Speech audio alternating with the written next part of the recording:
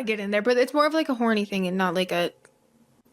I peed myself at a guy's house. What? I don't know how this happened. Despite the popular lifestyle she lived, and because of the industry she is tied to, there are bound to be some dark times behind the scenes.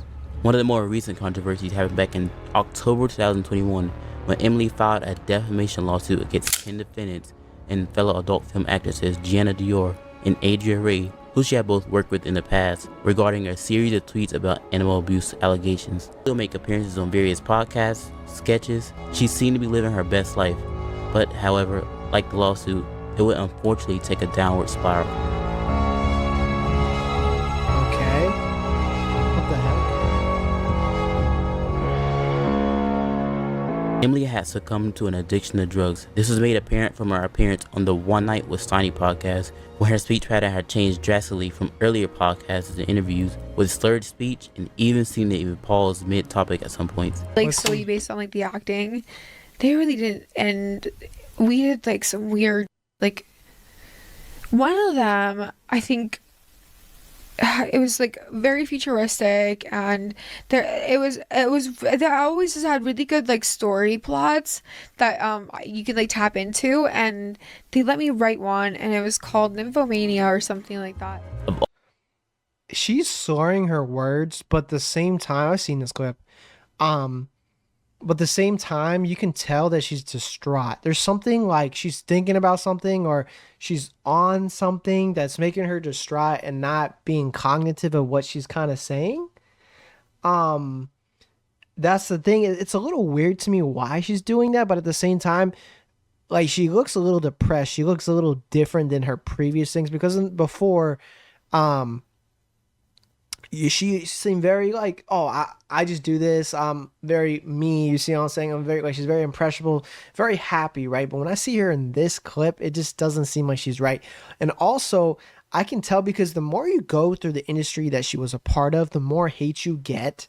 And a lot of people do not think it is a respectable job to have. And it is not. A lot of people say, I will not lose my.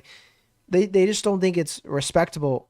Right? They think if you do that stuff, you're a bad person, or you're a dirty person, or you're not a good person. And that's the misconception. You can still be in that industry and be a good person, right? And then they're on all the guy, like the red pill stuff. It's like, oh, like these women, like they use you, they blah blah blah, like, and all that type of stuff. And sometimes men or women, they do use you being in this industry, but sometimes they don't. They could be a very nice, very cool people.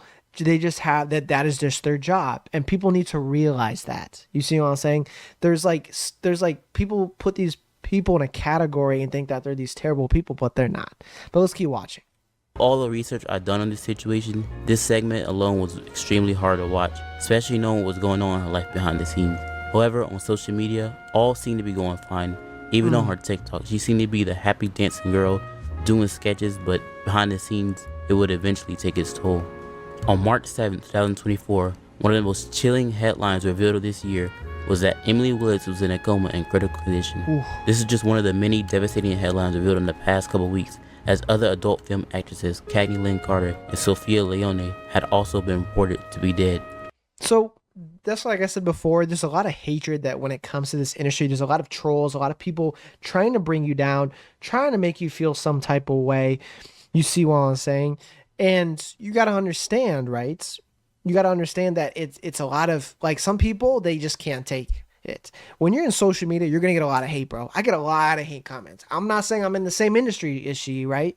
I'm not saying that I know exactly what she went through, but I have a small idea of being on the internet, right?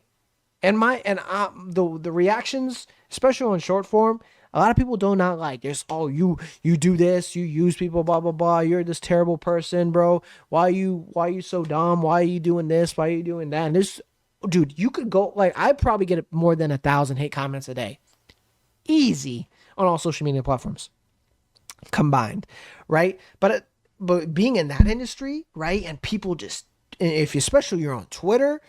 Right? Twitter is bad, bro. Twitter is super bad because, like, in Instagram and in TikTok, they filter the comments, but on Twitter, it's freedom of speech. Like the people can say what they want, and that's, I don't know, maybe she started seeing a little hate comments on TikTok, a little hate comments on Twitter, and it just kept bringing these stars down, bringing them down, making them feel like crap, making them feel like crap, making them feel like crap. People not treating them the same way if they see them at parties because they see the stuff on Twitter and on social media, and it's not liked.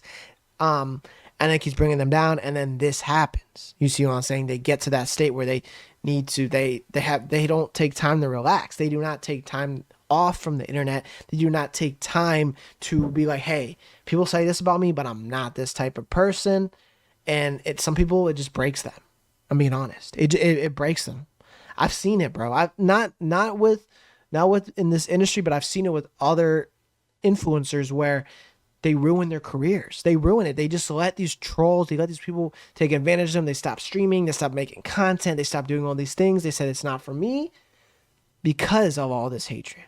And it's bad. It's bad. And I feel sorry for these people because a lot of these people, very talented. But it's just like, if you want to be an influencer, if you want to be part of this industry as well, you need to be able to take all the shame and all the hate. It's just how it is.